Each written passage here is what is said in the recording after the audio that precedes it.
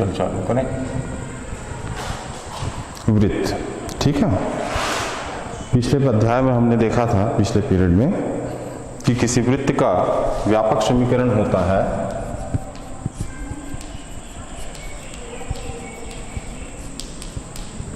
X square plus y square plus 2gx plus 2fy plus c is equal to 0। इस वृत्त के द्वारा x अक्ष पर काटा गया अंतःखंड की लंबाई x अक्ष पर काटे गए अंतःखंड की लंबाई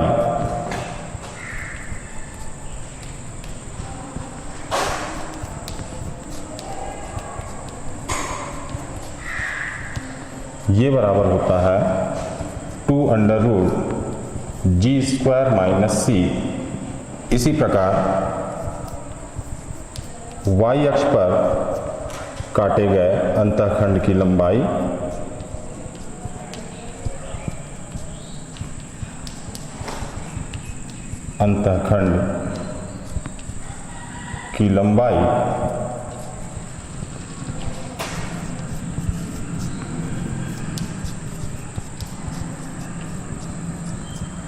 ये बराबर होता है 2√f² माइनस c। कुल मिलाकर ये एक ऐसे वृत्त का समीकरण है जो वृत्त के व्यापक रूप को प्रदर्शित करता है, जहां पर वृत्त का केंद्र -g-f और वृत्त की त्रिज्या √g² plus f² minus c होती है। और ऐसी स्थिति में अगर वृत्त x अक्ष को काट रहा है और y अक्ष को काट रहा है, तो x अक्ष पर काटे गए अंतःखंड की लंबाई 2√g² माइनस c और y अक्ष पर काटे गए अंतःखंड की लंबाई होती है 2√f² माइनस c। इससे रिलेटेड जैसे एक प्रश्न है, प्रश्न ये है कि वृत्त x² plus y² minus 5x minus 13y minus 14 is equal to 0 द्वारा अक्षों पर काटे गए अंतःखंड की लंबाई ज्ञात कीजिए। इस प्रश्न में हमको एक वृत्त का समीकरण दिया है और ये कहा गया है कि x और y अक्ष पर काटे गए अंतःखंड की लंबाई ज्ञात करनी है। प्रश्न ये है, वृत्त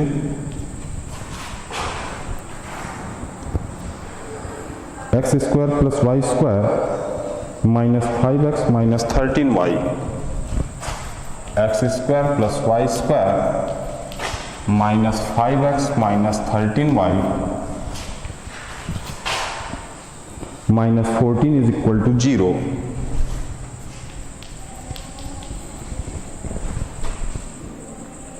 द्वारा x एवं y अक्ष पर काटे गए अंतःखंड की लंबाई ज्ञात कीजिए।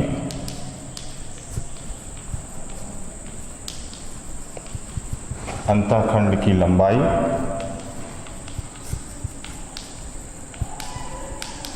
ज्ञात कीजिए।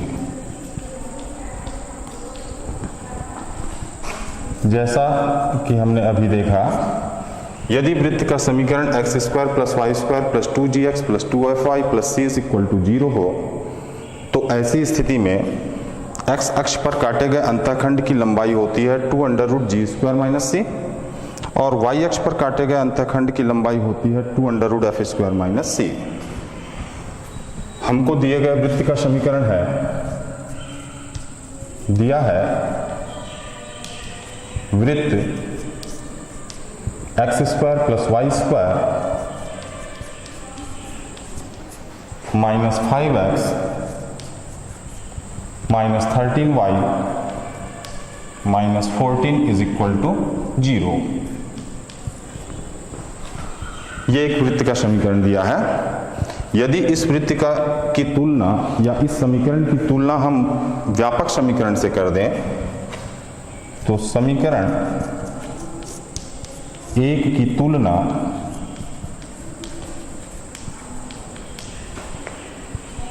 वृत्त के व्यापक समीकरण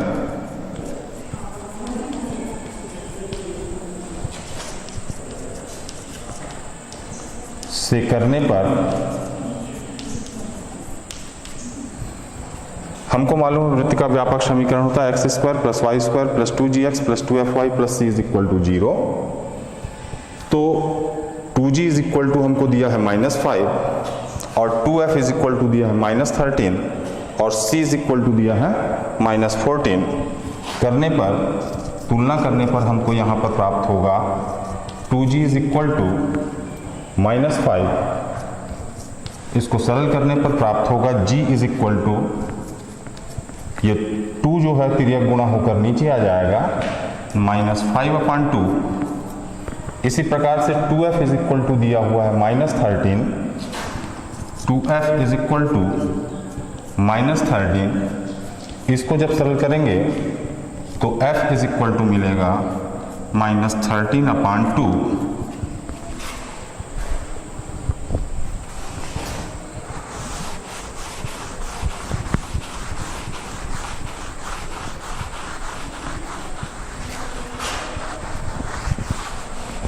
c इज इक्वल टू है,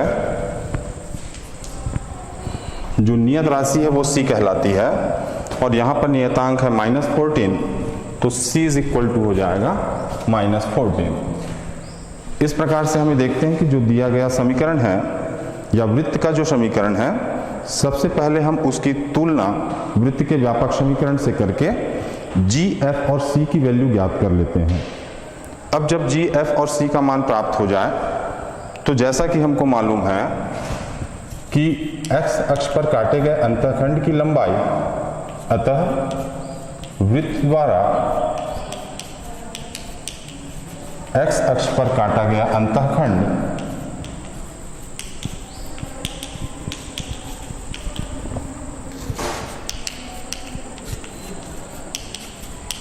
के बराबर होगा 2√g² - c, या फिर g और c का मान अगर यहाँ पर रख दें तो 2√g का मान हमने देखा था g बराबर है -5/2 -5/2, तो -5/2 का स्क्वायर माइनस c का मान हमने देखा था कितना है -14, तो -14 सरल करेंगे 2√-5/2 का स्क्वायर 25/4 माइनस प्लस हो जाएगा +14 और सरल करेंगे 2√4 और 1 का एलसीएम आ जाएगा 4 और ये आ जाएगा 25 धन 14।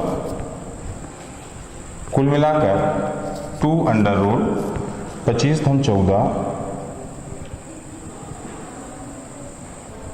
39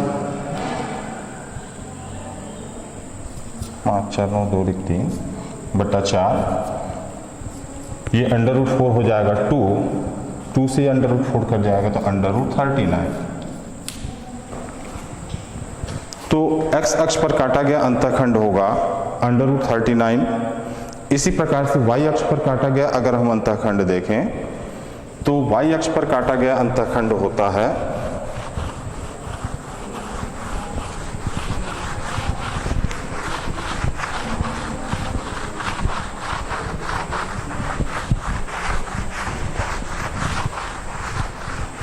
उसके पहले शायद एक चीज त्रुटि हो गई, मैं उसको सुधार देता हूं।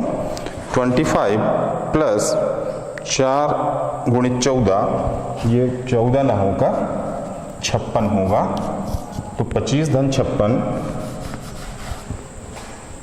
2√5 और 6 11 का 1, 3 और 5 8 81 बटा 4, तो ये हमको मिलेगा 2 गुणित 81 का वर्गमूल 9, 4 का वर्गमूल हो जाएगा 2 से ये 2 कटेगा तो प्राप्त होगा हमको 9। x अक्ष पर काटा गया अंतःखंड होगा 9। ठीक इसी प्रकार से y अक्ष पर काटा गया अंतःखंड निकालते हैं। इसी प्रकार y अक्ष पर काटा गया अंतःखंड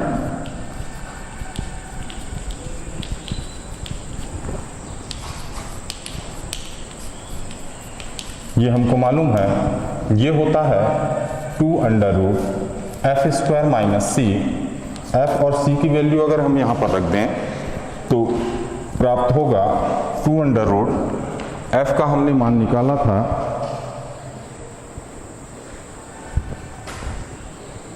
-13/2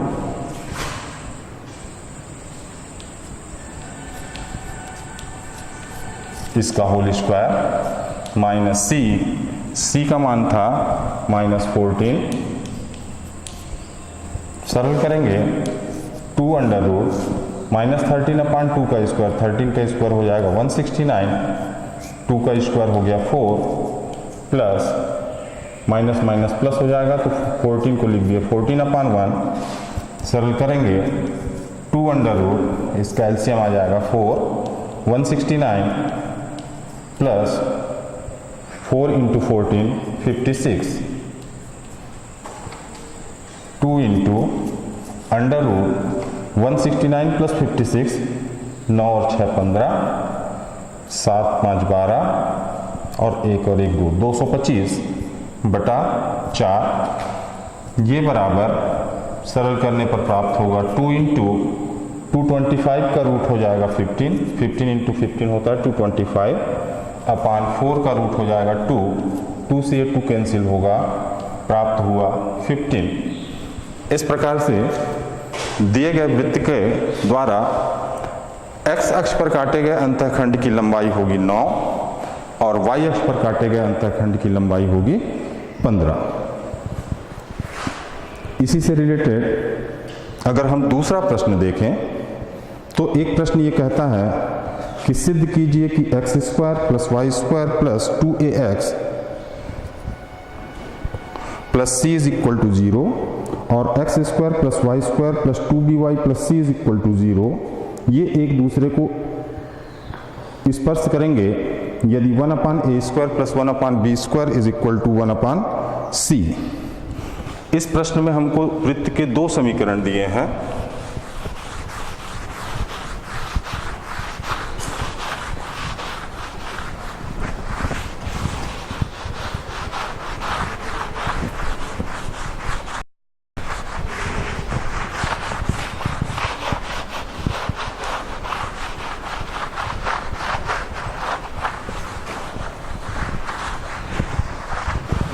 पहले मैं प्रश्न को लिख दूं। प्रश्न ये कहता है कि वृत्त x² plus y² plus 2ax plus c is equal to 0 यदि वृत्त x² plus y² plus 2ax plus c is equal to 0 तथा एक दूसरा वृत्त दिया है x² plus y² plus 2by plus c, x² plus y² plus 2by plus c is equal to 0।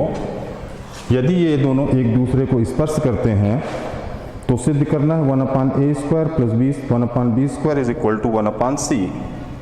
वृत्त ये पहला, ये वृत्त दूसरा एक दूसरे को स्पर्श करते हैं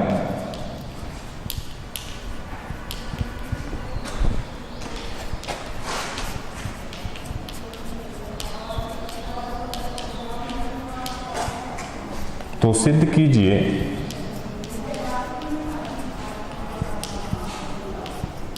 कि 1/a² plus 1/b² is equal to 1/c। ये हमको सिद्ध करना है। कुल मिलाकर अगर प्रश्न को देखोगे तो इसमें ये पहला वृत्त दिया हुआ है x² plus y² plus 2x plus c is equal to 0। दूसरे वृत्त का समीकरण है x² plus y² plus 2by plus c is equal to 0। ये दोनों एक दूसरे को अगर स्पर्श करते हैं तो जब हम इस प्रश्न को हल करने जाएंगे तो किन्हीं दो वृत्तों के स्पर्श करने की 2 स्थितियां हो सकती हैं। या तो वो बाह्यतः स्पर्श करेगा या तो अंतः स्पर्श करेगा। वो स्थितियां इस प्रकार की हो सकती हैं कि मान लो ये पहला वृत्त है और जिसका केंद्र है C1 और ये एक दूसरा वृत्त है, इसका केंद्र है C2। इस प्रकार से यदि दो वृत्त बाह्यतः स्पर्श करते हैं, पहले वाले वृत्त की त्रिज्या सपोज मान लेते हैं r1 है और दूसरे वृत्त की त्रिज्या r2 है, तो इस स्थिति में r1 और r2 का जो योग है, इनकी त्रिज्याओं का जो जोड़ है, वो इन दोनों बिंदुओं के बीच की दूरी के बराबर होगा, अर्थात दोनों वृत्तों के केंद्र की दूरियों, केंद्र के बीच की दूरी के बराबर होगा। इस स्थिति में केंद्रों के बीच की दूरी त्रिज्याओं के योग के बराबर होगा। दूसरी स्थिति ये हो सकती है, यदि ये मान ले पहला वृत्त है और दूसरा वृत्त इसको अंतः स्पर्श करता है, ये पहले वृत्त का केंद्र मान लेते हैं C1 है, दूसरा वृत्त इस प्रकार से है जो इसको अंतः स्पर्श करता है और इसका केंद्र है C2। पहले वृत्त की त्रिज्या यहाँ से यहाँ तक ये R1 है और दूसरे वृत्त की त्रिज्या R2 है। तो ऐसी स्थिति में जब वृत्त एक दूसरे को अंतः स्पर्श करेंगे तो उस स्थिति में दोनों वृत्तों के केंद्रों के बीच की जो दूरी होगी वो अधिक त्रिज्या और कम त्रिज्या के अंतर के बराबर होगा, अर्थात C1 C2 is equal to होगा R1 माइनस R2। पहली स्थिति में C1 C2 is equal to प्राप्त होगा R1 प्लस R2। तो जब हमको इस प्रश्न को हल करना होगा तो दोनों वृत्त का पहले तो हमको केंद्र चाहिए और साथ ही दोनों वृत्तों की त्रिज्या चाहिए। पहले हम उन दोनों वृत्तों को लिख लें। दिए गए वृत्त का समीकरण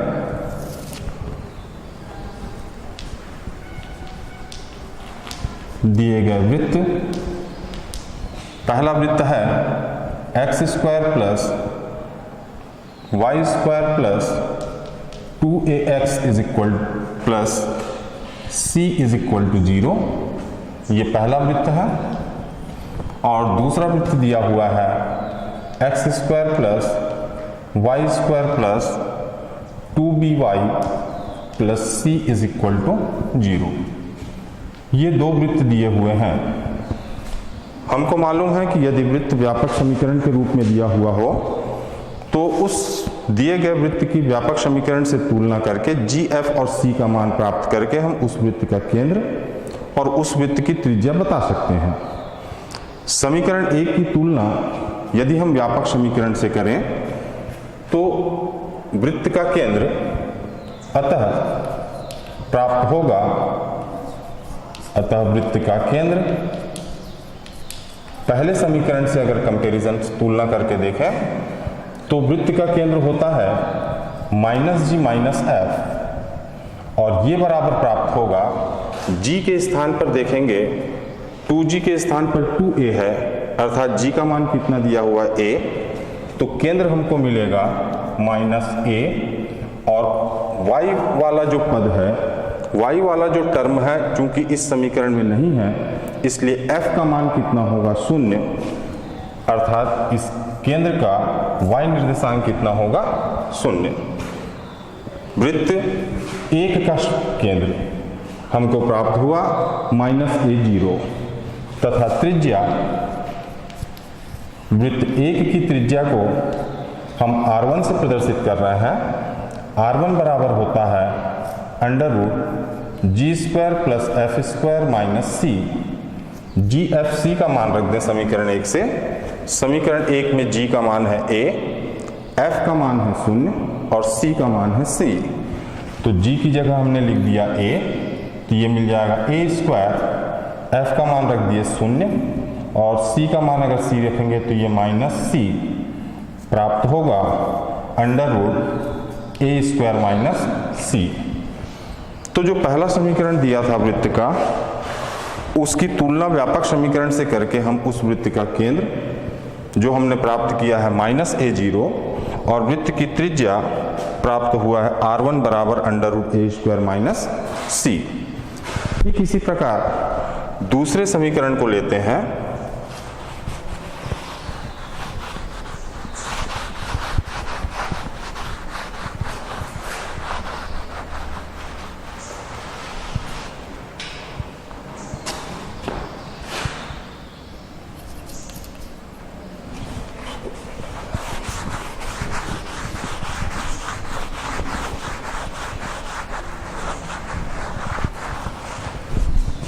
इसी प्रकार वृत्त जो दूसरा था, वृत्त 2 का केंद्र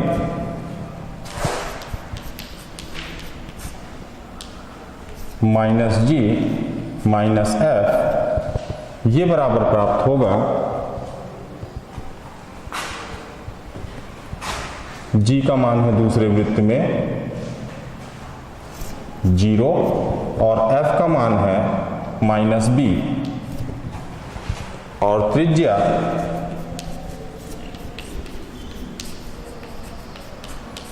R2 बराबर √g² + f² - c से अगर निकालें तो ये प्राप्त होगा GFC का अगर हम मान रखते हैं तो g का मान चूंकि 0 है, f का मान -b है तो प्लस -b² - c सरल करने पर प्राप्त होगा √b² - c। दोनों वृत्त की त्रिज्या R1 R2 मालूम हो गई। दोनों वृत्त का केंद्र, पहले वृत्त के केंद्र को हम C1 से प्रदर्शित कर देते हैं और दूसरे वृत्त के केंद्र को C2 से प्रदर्शित कर देते हैं। यदि दोनों वृत्त बाह्यतः स्पर्श करेंगे तो C1 C2 ये दोनों के योग के बराबर होगा, R1 और R2 के योग के बराबर होगा, और अगर अंतः स्पर्श करेंगे तो R1 - R2 के बराबर होगा। तो दोनों कंडीशन को अगर हम एक साथ लिखें तो हम लिख सकते हैं कि यदि वृत्त 1 और 2 परस्पर स्पर्श करते हैं